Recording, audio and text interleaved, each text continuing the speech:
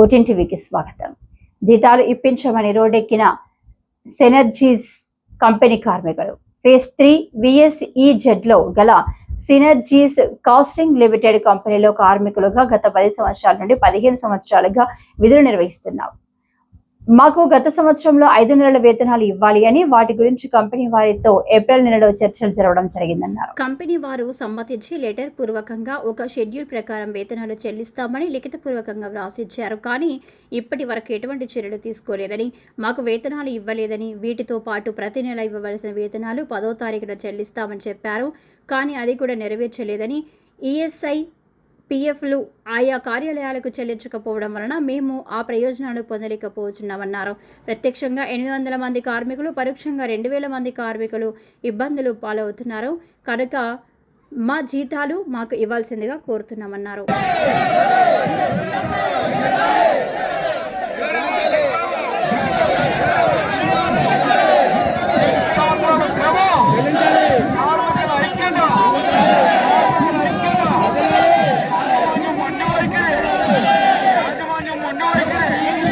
నమ్ముకుని ఉండి ఇంత భవిష్యత్తు ఉన్నవాళ్ళు వీళ్ళకి ఎలా చూడాలండి?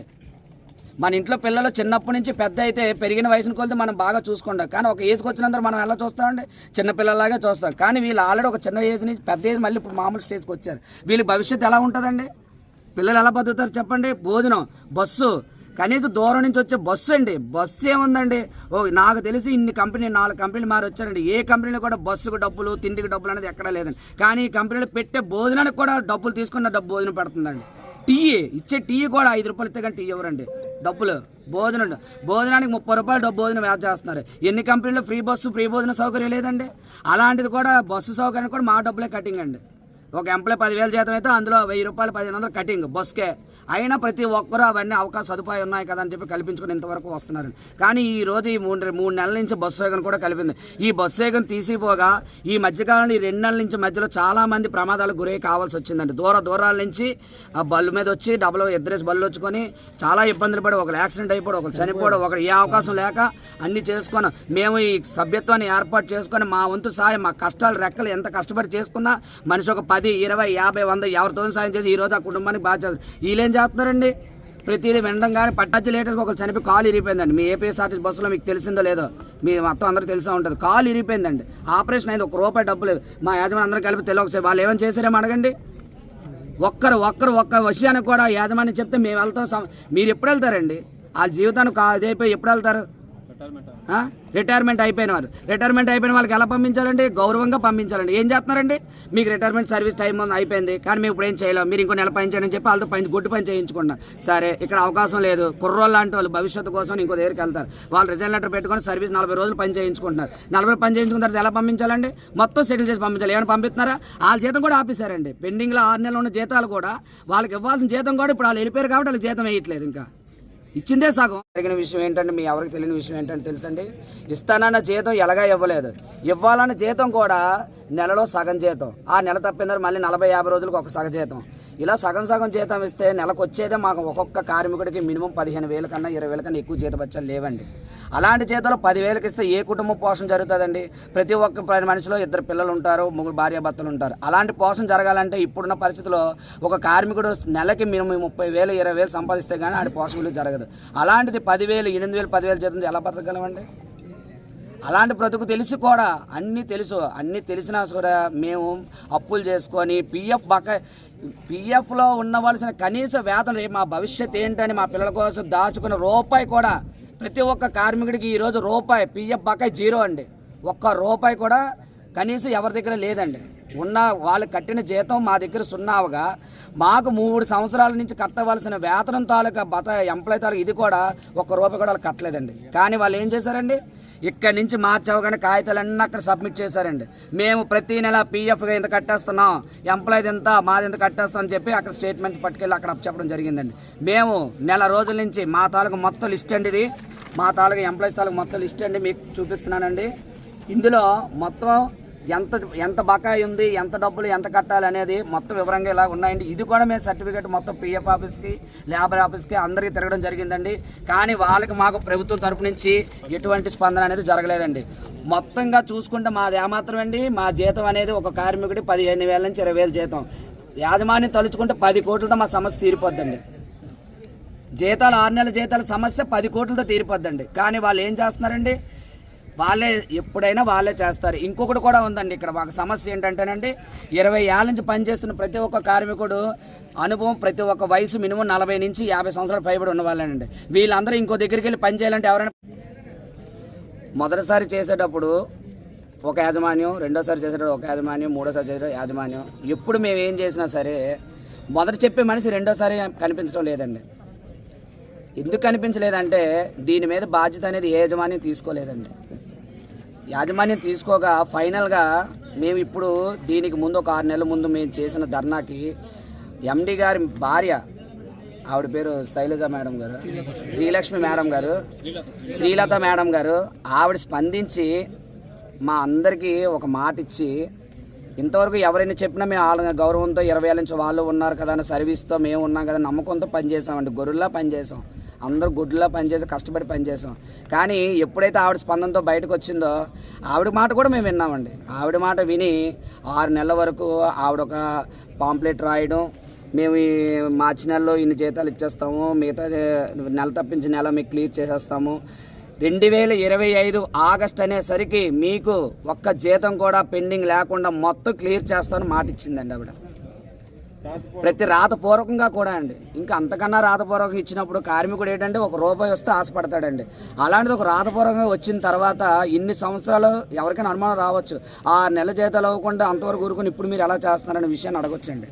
కానీ ప్రతి ఒక్క యాజమాన్యం కూడా మమ్మల్ని నమ్మించే పని చేసుకుందండి. అంతేగాని మేము పనిచేస్తున్నామన్న నమ్మకం మాత్రం వాళ్ళకి లేదండి. కష్టపడి కార్మికులు పనిచేస్తున్నారు కదా, వాళ్ళకి మేము ఎందుకు బాధ పెట్టాలి, మా అప్పు సొప్పు చేసినా సరే వాళ్ళ జీతాలు మేము చెల్లించాలి అనే ఆలోచన 20 ఏళ్ళ నుంచి పనిచేస్తున్న యాజమాన్యానికి లేదు, మధ్యలో వచ్చిన ఈ ఎండి మేడం గారికి కూడా లేదండి. కానీ మేము అందరూ కంపెనీని నమ్ముకొని కష్టపడి రాత్రిపాలు ఇక్కడ పనిచేసి మేము నమ్మున్నాం కాబట్టే కంపెనీకి గౌరవంగా ఇన్ని సంవత్సరాలు పనిచేసి ఇంతవరకు వచ్చామండి.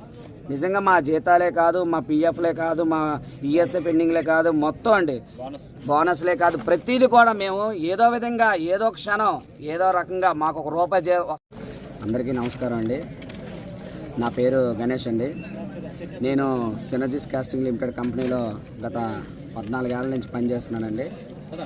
ఇందులో ఈ కంపెనీలో ఒకే కంపెనీ అయినా సరే 2 సెక్షన్లు ఉన్నాయండి. సిపి అని క్రోమ్ ప్లాంట్ ఒకటి, ఏడబ్ల్యూపీ అనే ఎల్లో వీల్ ప్లాంట్ ఒకటి అండి. కానీ కార్మికులందరూ ఒకటే దీనిగా పనిచేస్తారండి. అయితే మొత్తం మినిమం ఒక 600 మంది కార్మికులు ఇక్కడ పనిచేయడం జరుగుతుందండి. పెద్దవాళ్ళ నుంచి చిన్నవాళ్ళ నుంచి పెద్దవాళ్ళు అందరూ కలిపి. నేను వివరంగా చెప్పాలనుకున్నది ఒకటేనండి. నేను పనిచేసిన 14,000 సర్వీస్ ఉంది ఇక్కడ నాకు. 2014లో నేను జాయిన్ అయ్యానండి. 2020 సంవత్సరంలో కరోనా వచ్చిందండి.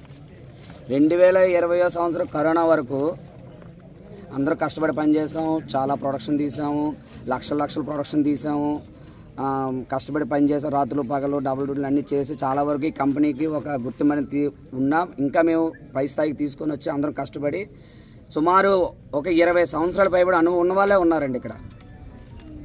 అలాంటి పరిస్థితుల్లో కూడా కంపెనీ ఒక కార్మికుడికి చేయవలసింది ఏదైనా చేసిందా అంటే అప్పుడు ఏం చేయలేదండి. 2021 సంవత్సరం మొదలుకొనండి ఇప్పుడు 2025 సంవత్సరం సెప్టెంబర్ వచ్చిందండి. మేము 2021 నుంచి జీతాలతో బాధపడుతున్నా సరే 2 సంవత్సరాలకి ఆల్రెడీ 2 సంవత్సరాలకి 2023 వరకు 6 నెలల బకాయిల జీతాలు పెండింగ్ పెడుతూనే ఏదో ఒక నెల జీతం అనేది ఇవ్వడం జరిగిందండి. 2023 వరకు నాకు తెలిసి 2023 సంవత్సరం ఒక చిన్న ప్రమాదం జరిగిందండి. సడన్గా ఎండి గారు హార్ట్ అటాక్ రావడం, ఆయన ఇదవడం, అది చాలా దిగ్భ్రాంతిని చెందింది మాకు. అయితే ఆయన తర్వాత ఇంకా చాలా యాజమాన్యం మారారండి. మేము ఈ స్ట్రైక్ చేయడం అనేది కార్మికుల కోట తీస్తారు, అలాగే మేనేజ్మెంట్ కట్టాలి. కార్మికులకి కట్టవలసింది కూడా ₹3 కోట్ల కట్టలేదు. అలాగే ఏదైతే బోనస్ ఉందో బోనస్ 9 కోట్లు, ఇవన్నీ అడగకపోయినా కనీసం జీతాలు ఇస్తే ఇలాగ ముందు నడుపుదామా, కంపెనీ కాపాడుకుందాం, కంపెనీ ఉంటే కదా మనం ఉన్నామనే ఒక మంచి ఆలోచనతో కార్మికులందరూ కూడా ఐక్యంగా ఉండి పోరాటం చేసి అలాగే పని చేస్తున్నారు. ఇప్పటికీ కూడా పని చేస్తున్నారు. ఉదయం 8 గంటలు రాత్రి 8 గంటలకు వస్తున్నారు.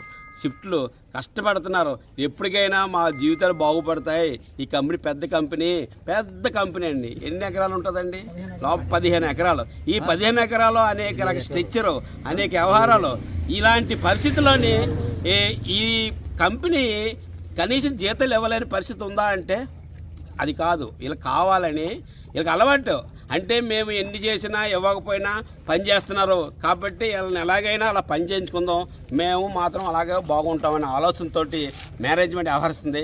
అలాగే మేము లేబర్ డిపార్ట్మెంట్లో ఏది పేమెంట్ ఆఫ్ యాక్ట్ ప్రకారం కూడా క్లెయిమ్ వేసాం, పిఎఫ్కి కంప్లైంట్ ఇచ్చాం. వాళ్ళు కూడా ఈ మేనేజ్మెంట్ ఏం చేస్తుందో తెలియగాని పిఎఫ్ సంబంధించిన ఆఫీసర్స్ కానీ అలాగే లేబర్ డిపార్ట్మెంట్ కానీ అసలు స్పందిస్తలేదు. అందువల్ల ఇక్కడ ధర్నాలు చేసి అక్కడ కూడా లేబర్ ఆఫీస్ని పిఎఫ్ ఆఫీస్ కూడా మేము ధర్నాలు చేసి ఆందోళన చేసి కార్మిక తరపున పోరాటం చేస్తామని ఈ సందర్భం తెలియజేస్తున్నాం.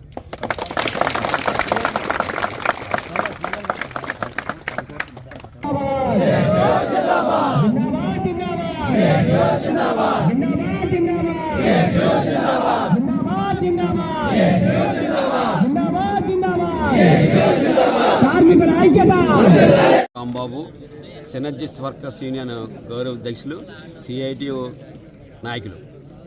ముఖ్యంగా ఈరోజు గొంతం కోరికలు మాకు ఇవ్వాలని కాదండి. ముఖ్యంగా వీళ్ళకి 7 నెలలు జీతాలు ఇవ్వాలి. 7 నెలలు జీతాలు ఇవ్వకపోతే ఏ రకంగా బతకాలి? పిల్లలకి ఇది జూన్లో ఇస్తారేమో అని పిల్లల ఫీజులు అలా వాయిదా తీసుకొచ్చారు. అలాగే తల్లులకు బాగోపోయినా తండ్రి బాగోపోయినా రేపిస్తారేమో ఆసుపత్రులన్నీ వాయిదా వేస్తున్నారు. అలాగే పిల్లలకి పోషకాలు కావాలి, 2 పూట్ల భోజనం పెట్టాలి. ఏదైతే కిరాణా షాపుల నుంచి కూడా అప్పులు తెచ్చేశారండి. 7 నెలల నుంచి జీతాలు వెళ్తుంటే ఇవ్వకపోతే ఇంట్లోని పేరెంట్స్ కానీ భార్య కానీ తల్లిదండ్రులు కానీ క్యారేజీలు పెట్టాలండి. క్యారేజీలు ఎలా పెడతారండి? పని చేస్తే కదా ఇక్కడ పని చేయగలరు. శరీరం పని చేయాలంటే మనకి తిండి కావాలి. ఆ తిండి కావాలనే కనీస జ్ఞానం కూడా యజమానికి లేదండి. ఇప్పుడు వాళ్ళ కార్లు తిరుగుతున్నారు, ఏసీలు నడుపుతున్నారు, అలాగే కంపెనీలో ఉన్న మంచి రూములు ఉన్నాయి. వాళ్ళకి పెట్రోల్ లేకుండా కరెంట్ బిల్ కట్టకుండా ఏమైనా నడుస్తుందండి? అలాంటిది ఎన్నాటికి చెల్లించేస్తున్నారు. కానీ కార్మికులు వచ్చే దగ్గరికి 8 నెలలు జీతాలు ఇవ్వాలంటే ఎలా బతకాలని మేము అడుగుతున్నాం. అలాగే లోకల్గా ఎమ్మెల్యే గారిని కలిసాము, లోకల్ ప్రతినిధులు కలిసాము. అలాగే మేము యజమానికి వెళ్ళి మేము ఏదో సడన్గా సమ్మెకి ఇవ్వలేదండి. ఈరోజు నిరసన చేయట్లేదు. మేడం గారితో కానీ ఎవరైతే హెడ్ ఉన్నారో యాజమాన్యం వాళ్ళందరికీ 10 పైసలు కలిసాం. ఏమంటే కార్మికులుగా మేము ఇబ్బంది పడుతున్నాం, తిండి లేదు, జీతం లేకపోతే బాధపడుతున్నాం అని చెప్పినా కూడా ఎటువంటి వాళ్ళకి దున్నపోయేది మీద వర్షం కూర్చొని వ్యవహరిస్తున్నారు. కానీ కనీసం కార్మికుల హక్కులు, కార్మిక సమస్యలు, కార్మికులు జీతాలు ఇవ్వాలనే కనీసం జ్ఞానం కూడా లేకుండా ఈరోజు కార్మికులందరూ రోడ్డు మీదకి వచ్చారు. అలాగే ఎందుకని జీతాలు ఇవ్వాలని మేము చెప్పాం. కానీ లేబర్ డిపార్ట్మెంటు పిఎఫ్ మొత్తం ఇంచుమించు 13 కోట్లు ఇవ్వాలండి. అలాగే